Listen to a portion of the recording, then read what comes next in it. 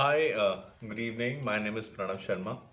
I'm the curator of the project on history of Indo-French scientific partnership. The project is hosted at the Consulate Francis in New Delhi. I would like to first of all welcome the alumni in Bangalore, and I must thank the Consul General, the Consulate, and our colleagues at the Alliance Francis in Bangalore for doing such great work and especially for hosting the exhibition that you might have seen already or you might be going now.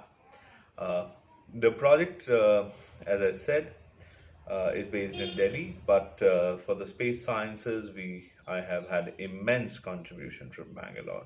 Like I mean, India has had immense contribution from Bangalore, anyways, in space sciences. I must thank Matthew Weiss of the French Space Agency, CNES, for great inputs and support, uh, and also my collaborator, Samuel Berthet, who happens to be the director of Alliance Francis Hyderabad. Having said that, I think it's my turn to tell you about the Indo-French relations in space. Uh, going Before going in that direction, I think it would be beneficial for me to little elaborate on the inspiration in terms of ideas for the imagination of India. Um, it is evident when in modern history what we look at that in the 30s when it became almost certain that India is going to get independence, the nation was started being imagined in a certain way. So, what you look at is with the presence of people like Meghnad Saha, Satyendranath Bose, Homi Bhabha, Shantaswarup Bhatnagar, and C.V. Raman for that matter, and people like them around, and all of them has had great influence on Nehru. But whereas Nehru himself was greatly inspired by the 18th century Enlightenment thought, which primarily originated in France. So, our idea of imagination of our own nation as a scientific nation were very much inspired by France. Getting further on that, when we started imagining our space program, one of the first collaborators that Professor Vikram Sarabhai had was Jacques Lemont, who was the technical director, the founder technical director of the French Space Agency.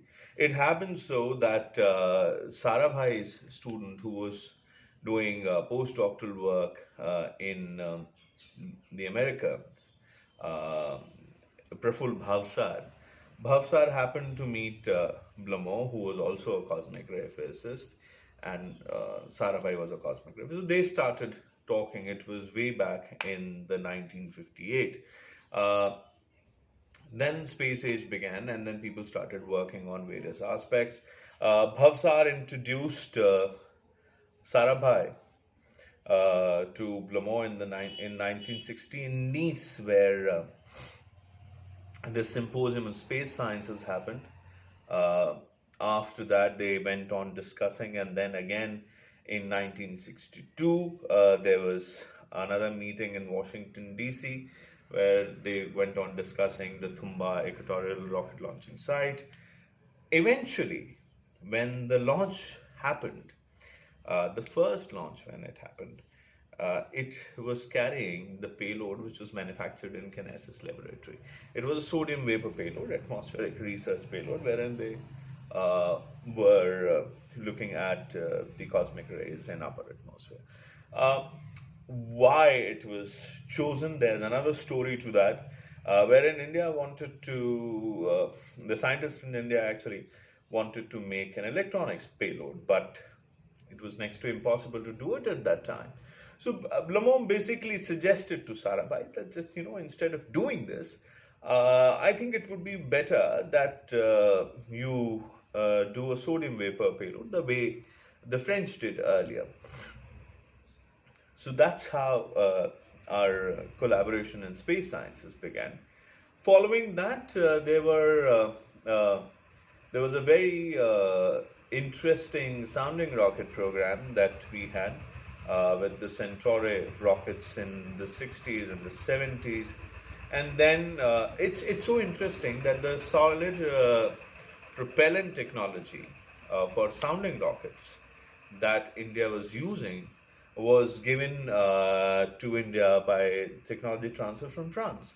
And eventually, when India wanted to build its own high capacity rockets, the liquid propulsion technology was also a transfer from France, wherein it was part of the Ariane Viking engine was, you know, uh, developed upon and made into Vikas engine. The term Vikas was coined by T.N. Seshan, the very famous Chief Election Commissioner of India, who was then part of the Space Commission. Interestingly, T.N. Seshan was appointed in the Space Commission by Nehru himself. So he stayed there for a long time. Uh, in the 70s, there was the Indian delegation went to France to study the rockets and understand how they work. There were a lot of training that happened.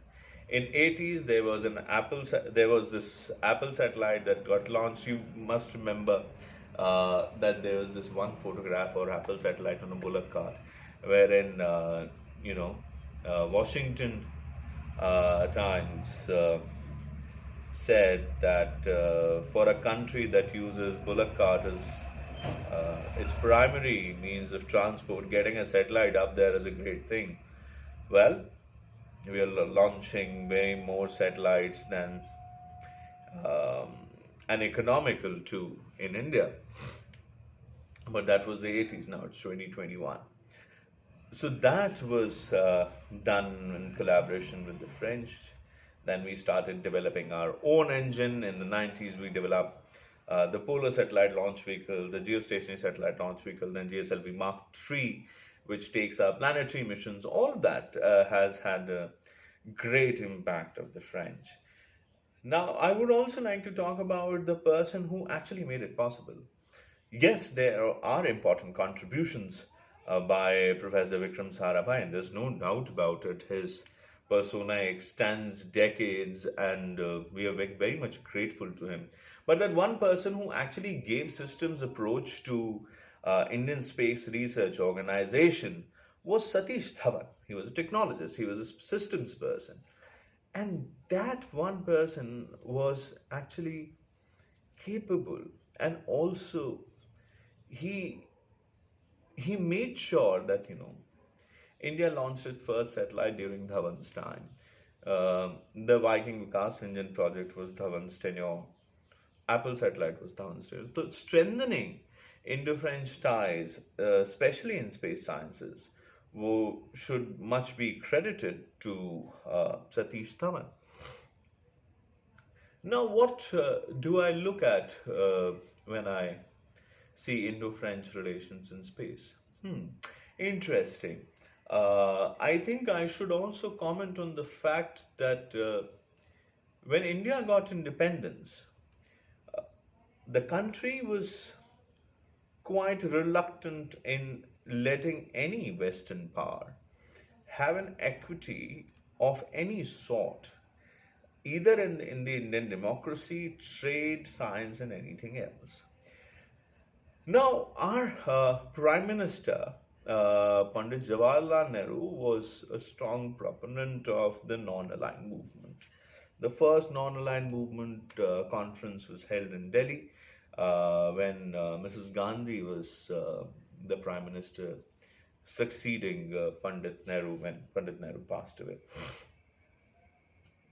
Um, so then there was all, because the Cold War was happening in India, wanted to stay away from any sort of mess.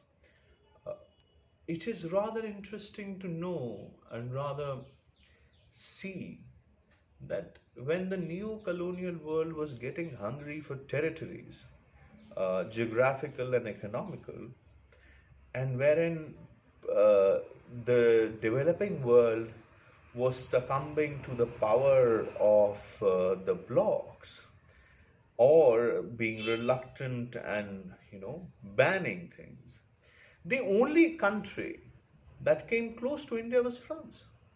From normal trade partners, we became strategic partners, which is rather interesting because ours was a closed economy that time. We only opened our economy for foreign investments in the early 90s. And that is something that I see as a great sign of an age old partnership and friendship, and most importantly, trust. Having said that, I think it would be much beneficial for you and for me if you could go through the exhibition that I've curated. And if you have any questions, you can write to me. My email address is history with Pranav, history as in history with Pranav, Pranav, at gmail.com. Thank you very much. Namaste.